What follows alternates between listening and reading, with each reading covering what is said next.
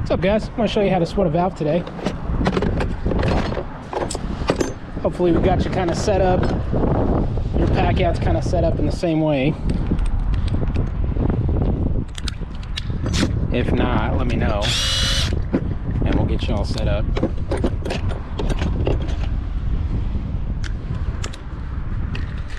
So, once you get that guy, take your plate off, take your cotter pins out, pop these guys out. Try not to let these get too dirty. And if you turn your cartridge stem sideways, these usually pop out a little bit easier. But make sure you get these shut-off valves out as well. And again, try not to get them too dirty or they end up leaking on you. But anyway, let me move this up just a little bit. There we go. All right. Now this one's a shower. You can see the up right there. So what we're gonna do, clean all your ports. With the shower,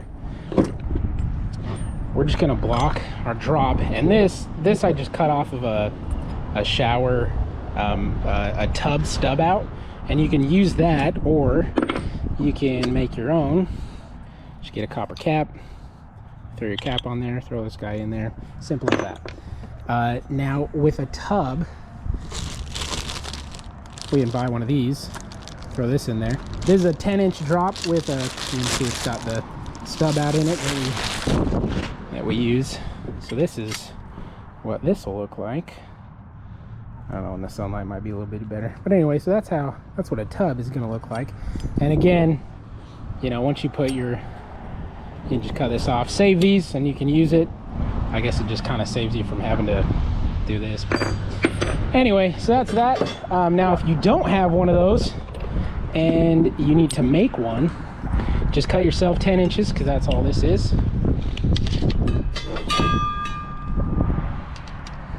Ten inches. Just cut yourself one at 10 inches.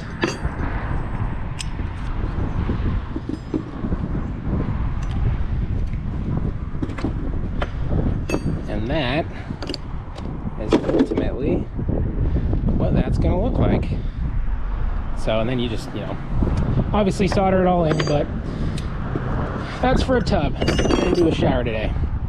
And when we do our shower, you want to make sure all your ports are clean. You take your shutoffs out and what have you. And then, make sure your pipe's nice and clean.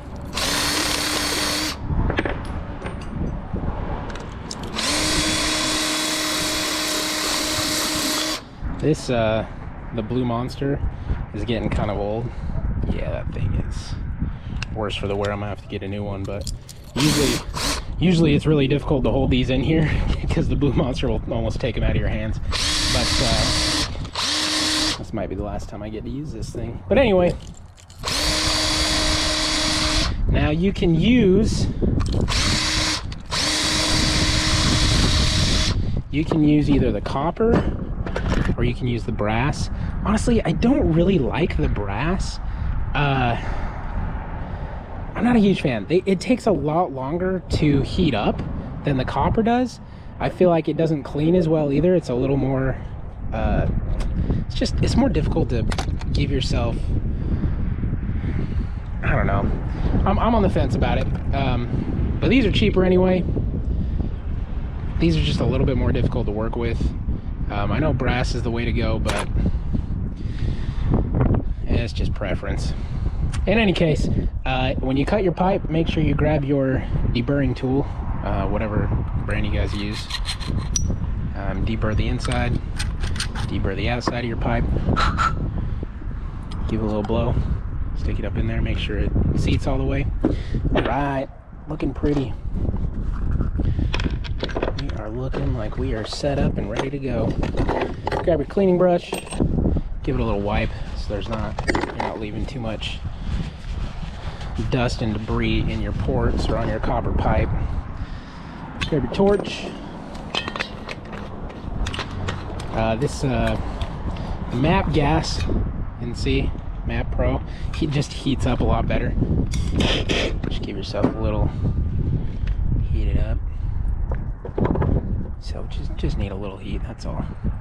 Don't have to hold it on there too long, or you end up just melting the plastic.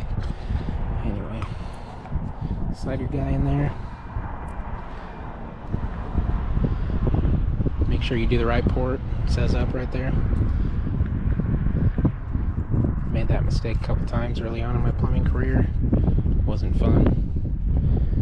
Because what happens is it ends up leaking from the shower head when you flip it, because all your pressure is going, I don't know how well you can see that hole in there, but all your pressure starts going up. So if you do it the wrong way, all your water pressure starts coming up. I did it with a tub, so I accidentally had this flipped upside down, and when you turn the tub on, water would come out the stub out, but it would also leak from the top, because all your pressure is going up because it's upside down. Anyway, just make sure you have it the right way, needless to say.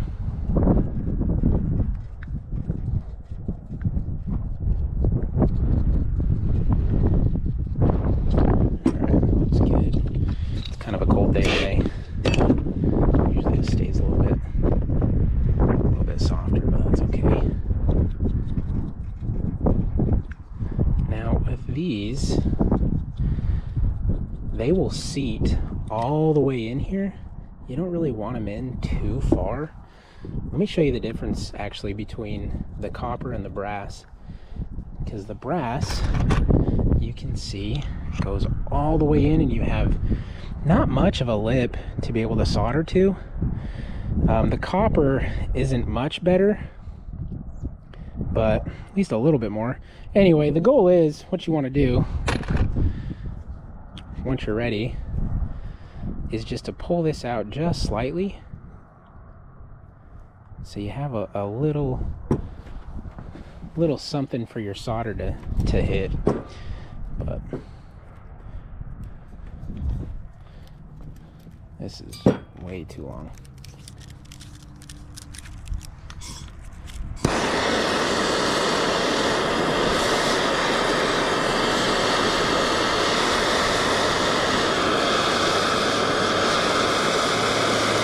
Once it starts bubbling and it usually evaporates, you know it's a good time. Oh, that was an ugly one. Hopefully it's still a little good. And you should see it. See how it's kind of dripping down there at the bottom? It's a good time to stop. Usually I wait for a drip. Also, this will get hot after the second or third, so just keep that in mind. You know, as you're turning it, don't either wear gloves or grab some channel locks or something. I've just done this a million times, so I know when I'm about to the point of it getting too hot.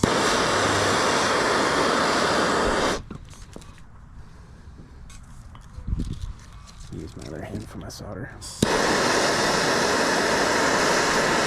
can see how it's bubbling right there. Once it evaporates, you're about there. Yep, right there. And let's see if we can get a little drip action.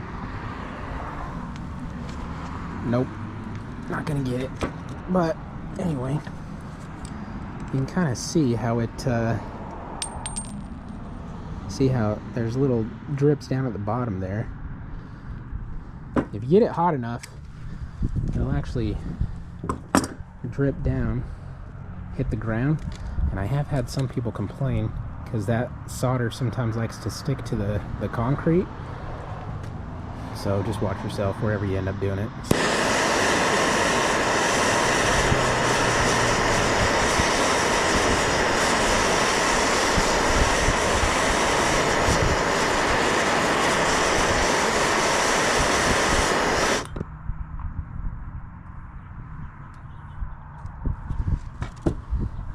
See what she looks like? Nice and pretty all the way around. Fantastic. Cool, man. drop one when I flipped it over while I was showing you guys. Let's see where it went. Well, guess we're grabbing another one. Fine in a minute.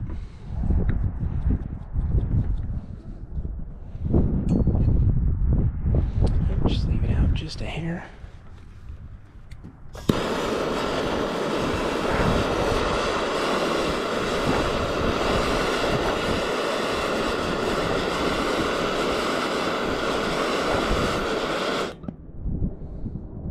There's the drip. And again, sometimes it sticks in the concrete. Yeah, kind of like that one. But it's all right. Once this cools off, yeah, there you go. Looking pretty. Okay. I'm gonna come up here, grab a paper towel. Your flux. Sometimes you see copper pipe, and it's got a lot of green, like dew-looking stuff on it. That's because the plumber who applied the flux left the flux on it, and it ends up kind of eating away. Like you can see this here. I don't want to say it eats it away exactly, but it ends up looking bad after a while. So anyway, yeah, wipe your flux off. Just kind of make it look pretty.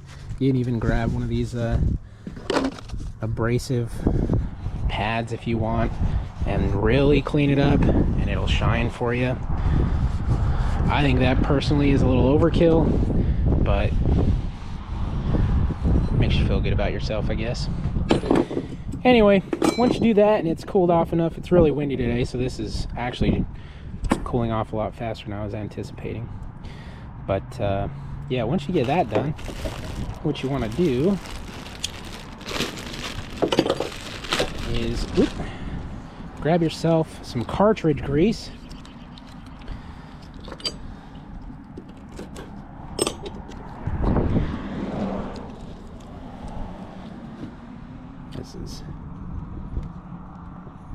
Yeah, it's still kind of hot to the touch. Anyway, grab yourself some cartridge grease.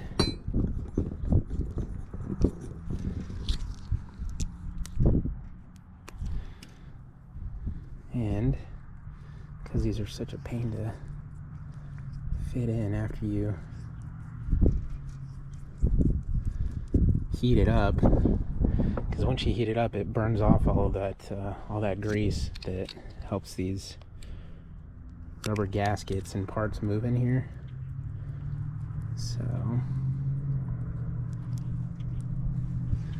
get that all lubed up. We can throw it in there.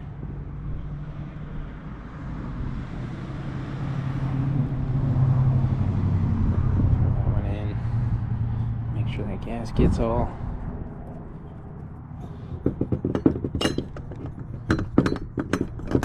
alright. Like I said, if you turn it sideways, it's usually a little bit easier. I don't know if you can see that, but it puts pressure against those gaskets. It pushes the gaskets out when it's off or fully on. Double down. See how there's two steps? There's two steps here, you know, double steps and one single step. When it's fully on, double up. When it's fully off, double down.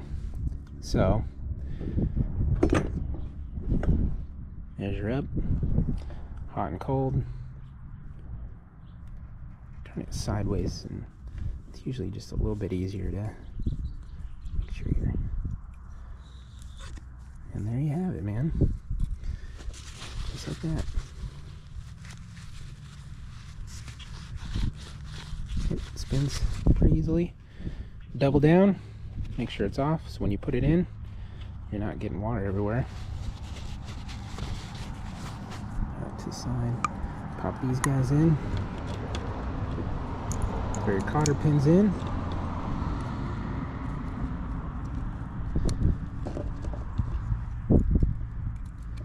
and there you go, man. Ready for install. Oh, we need what, 3, 4 of these. always keep a few extra drop ears with you. And oh, where did that go? A couple of these, because these are nice to have just in case you don't have a specific tub drop. You can make your own with one of these, and then just put some blocking back there, screw it in, and you'll be solid, man. But that's about it. That's how you sweat a valve.